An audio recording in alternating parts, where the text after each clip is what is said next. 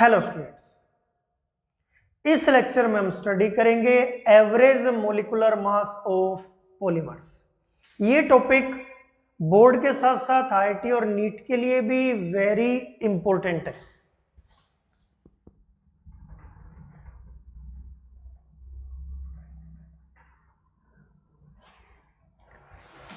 जैसा कि हमने पढ़ा था, कोई भी पॉलीमर है वो बनता है n number of monomer unit से। कोई भी पॉलीमर बनेगा n number of monomer unit से। अब जितने भी पॉलीमर मॉलिक्यूल्स हमारे पास होंगे सभी की लेंथ अलग अलग होगी। इसलिए जब हम पॉलीमर का मॉलिक्यूलर मास डिटरमाइन करेंगे तो हमें क्या करना पड़ेगा, एक एवरेज वैल्यू यूज करनी पड़ेगी।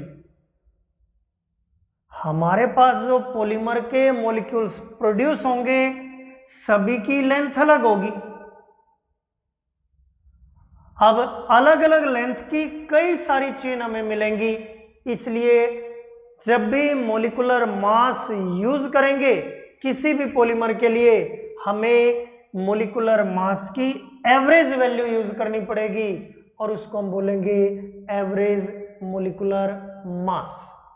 अब देखिए, एवरेज मॉलिक्यूलर मास टू टाइप्स का होता है। फर्स्ट है वेट, एवरेज मोलिकुलर मास। इसमें हम क्या करेंगे, जितने भी पॉलीमर मॉलिक्यूल्स हमें गिवन है हम एवरेज कैलकुलेट करने के लिए सबका वेट यूज करेंगे। अब मान लीजिए हमें n मॉलिक्यूल्स गिवन है तो हम बोल सकते हैं if W1, W2, W3 and Wn are the weights of different molecules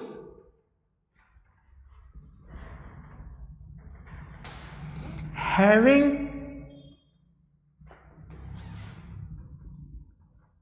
molecular mass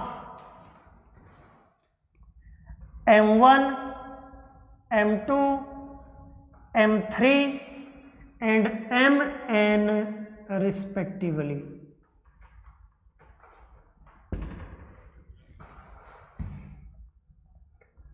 पहले मॉलिक्यूल का वेट है W1, मॉलिक्यूलर मास है M1। दूसरे पॉलीमर मॉलिक्यूल का वेट है W2, मॉलिक्यूलर मास है M2। तीसरे का वेट है W3, मॉलिक्यूलर मास है M3। जो nth मॉलिक्यूल है उसका वेट है Wn और मॉलिक्यूलर मास है Mn। तो हम कैलकुलेट करेंगे weight average molecular mass, symbol बनेगा Mw। अब देखिए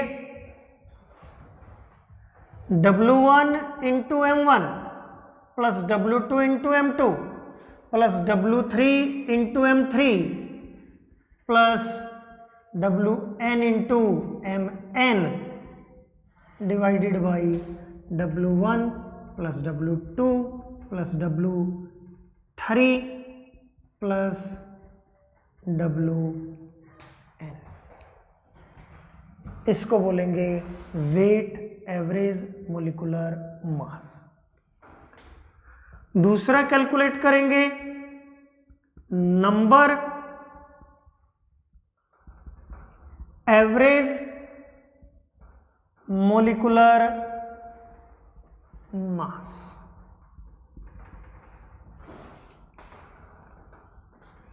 अब मान लीजिए मॉलिक्यूल्स का वेट की बजाय नंबर गिवन है। पहले टाइप के मॉलिक्यूल कितने हैं, दूसरे टाइप के मॉलिक्यूल कितने हैं। देखिए कैसे, if N1, N2, N3 and N are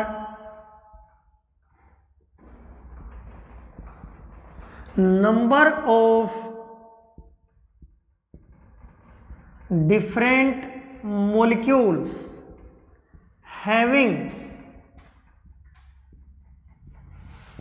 molecular mass m1, m2, m3, mn respectively. इस बार मॉलिक्यूल्स का वेट गिवन नहीं है, उनका नंबर गिवन है, तो हम कैलकुलेट करेंगे नंबर एवरेज मोलिकुलर मास mn। अब देखिए n1 m1, n2 m2 plus n3 m3, nn mn divided by n1 plus n2 plus n3 nn। यहां से निकलेगा नंबर एवरेज मोलिकुलर मास। तो वेट गिवन है तो वेट एवरेज मोलिकुलर मास निकाल लेंगे, और नंबर गिवन है तो हम कैलकुलेट कर लेंगे नंबर एवरेज मोलिकुलर मास। अब देखिए कंपटीशन में आपसे पूछा जाएगा पीडीआई, पॉलीमर डिस्पर्सिटी इंडेक्स, जिसको बोलते हैं पीडीआई। आपको कैलकुलेट करना है पॉलीमर डिस्पर्सिटी इंडेक्स। कैसे कैलकुलेट करेंगे? अभी हमने एवरेज मोलिकुलर मास को दो मेथड से कैलकुलेट किया। पहला हमने कैलकुलेट किया था वेट एवरेज मोलिकुलर मास, और दूसरा हमने कैलकुलेट किया था नंबर एवरेज मोलिकुलर मास। पहला हमने कैलकुलेट किया था वेट एवरेज मोलिकुलर मास, और दूसरा हमने कैलकुलेट किया था नंबर एवरेज मोलिकुलर मास, और दोनों की रेशियो को हम बोलते हैं पॉलीमर डिस्पर्सिटी इंडेक्स। आपको ध्यान रखना है, ये भी एंट्रेंस में पूछा जा सकता है। अगर हमारे पास कोई भी नेचुरल पॉलीमर है, उसका पीडीआई इंडेक्स यानी पॉलीमर डिस्पर्सिटी इंडेक्स 1 होगा, क्योंकि natural polymers are almost homogeneous.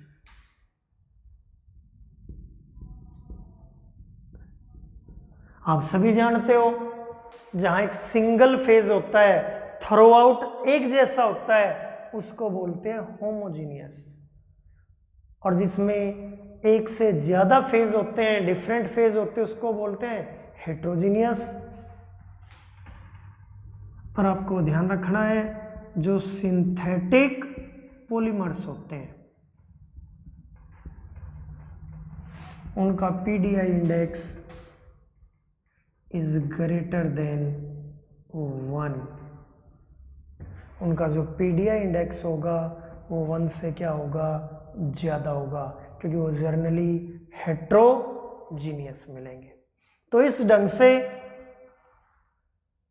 Wait average molecular mass calculate करेंगे, number average molecular mass calculate करेंगे, और दोनों की रेशियो को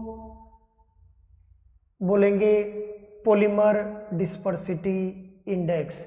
नेचुरल पॉलीमर के लिए वैल्यू 1 है, सिंथेटिक पॉलीमर के लिए वैल्यू 1 से ग्रेटर है। ये हमें ध्यान रखना है। तो ये कंसेप्ट थी average molecular mass of polymers.